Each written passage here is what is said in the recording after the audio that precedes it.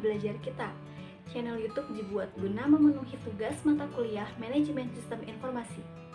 Selain itu, channel YouTube Rumah Belajar kita juga bakal bermanfaat banget buat teman-teman karena kita bakal sharing materi yang bermanfaat banget buat kalian semua.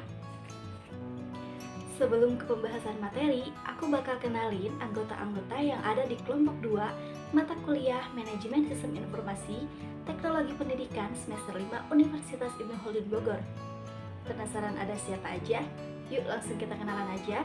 Perkenalkan, nama saya JJ Reja Langit, jurusan Teknologi Pendidikan semester 5 Universitas Ibnu Khaldun Bogor. Perkenalkan, nama saya Nadia Hanifah dari program studi Teknologi Pendidikan semester 5 Fakultas Keguruan dan Ilmu Pendidikan di Universitas Ibnu Khaldun Bogor.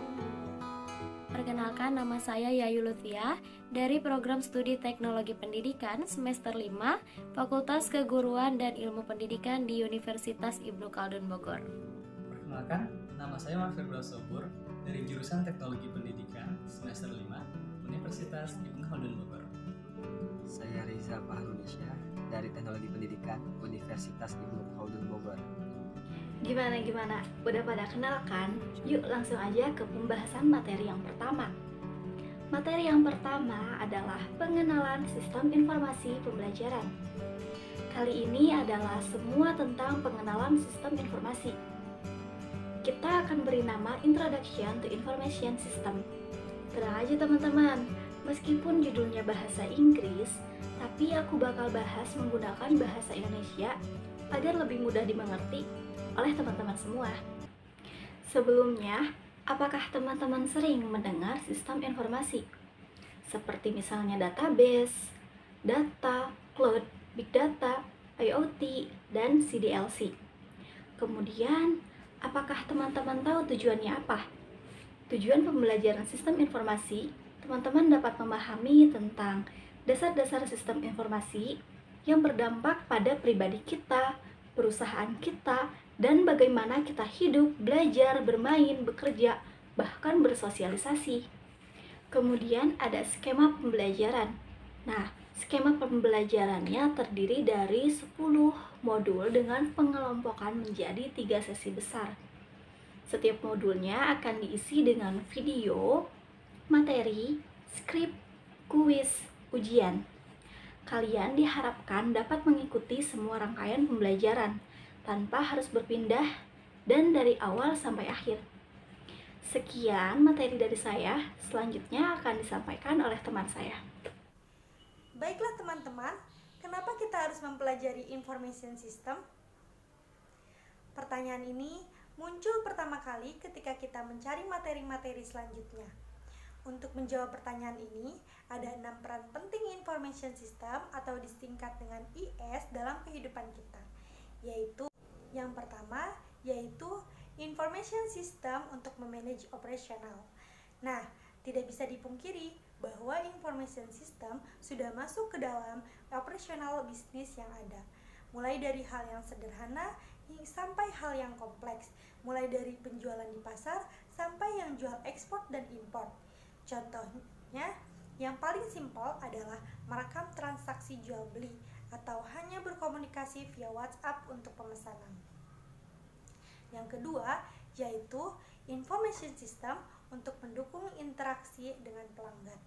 Dengan information system, secara sederhana kita dapat menyimpan kontak profil ke dalam smartphone kita untuk bisa kontak pada saat dibutuhkan. Nah, itu adalah contoh hal yang sederhana dalam interaksi tersebut. Nah, yang ketiga yaitu information system dapat mendukung keputusan yang lebih tepat. Ada pepatah, jangan bicara jika tidak ada data.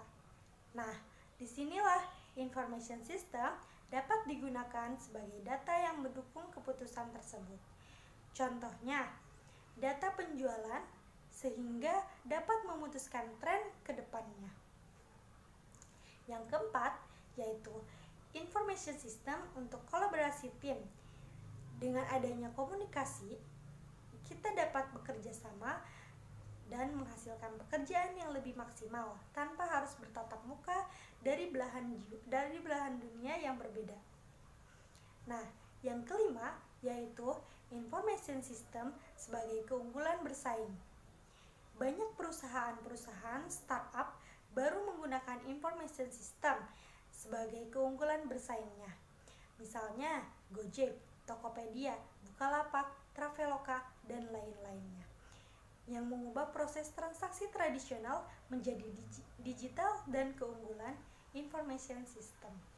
Nah, yang terakhir yaitu information system dapat meningkatkan produktivitas.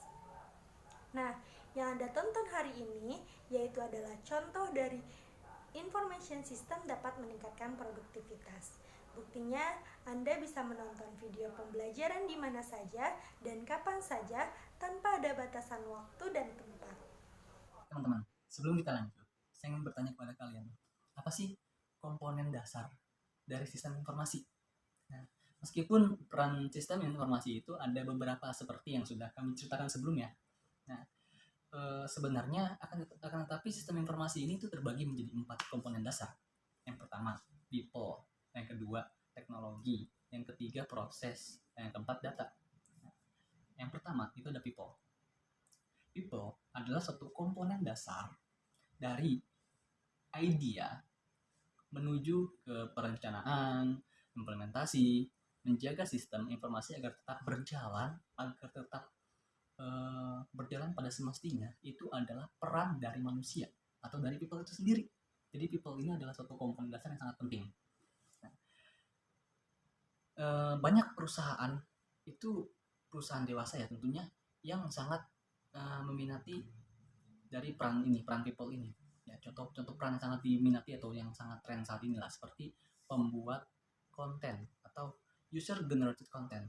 Nah, di mana mereka bertugas membuat konten-konten di internet seperti macam YouTuber, TikTok dan lain sebagainya gitu.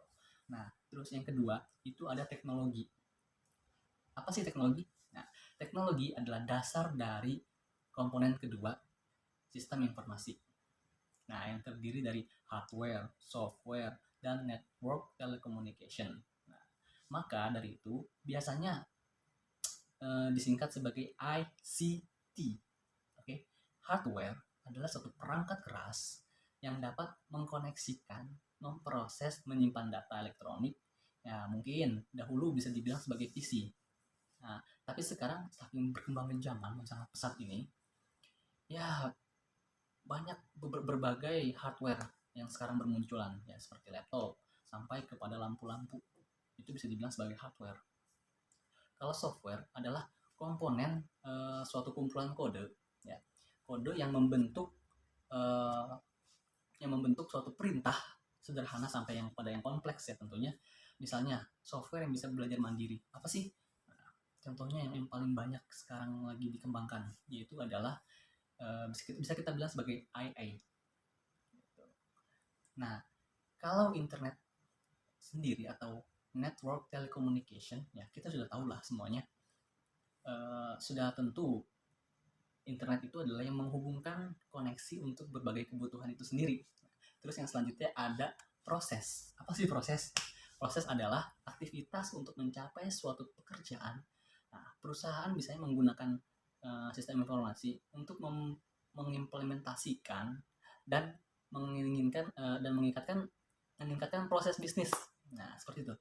Jadi, business process management adalah suatu bagian yang memang difokuskan untuk desain, mementingkan atau mempertajam proses bisnis yang ada.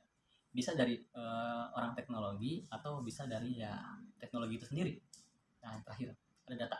Data adalah suatu keterangan yang benar yang dapat dijadikan kajian atau pacuan untuk sistem informasi itu sendiri. Kita akan banyak bermain di data digital. Cukup sekian materi yang bisa disampaikan oleh kelompok 2. Mohon maaf atas segala kekurangan. Semoga materinya bisa bermanfaat untuk kalian semua.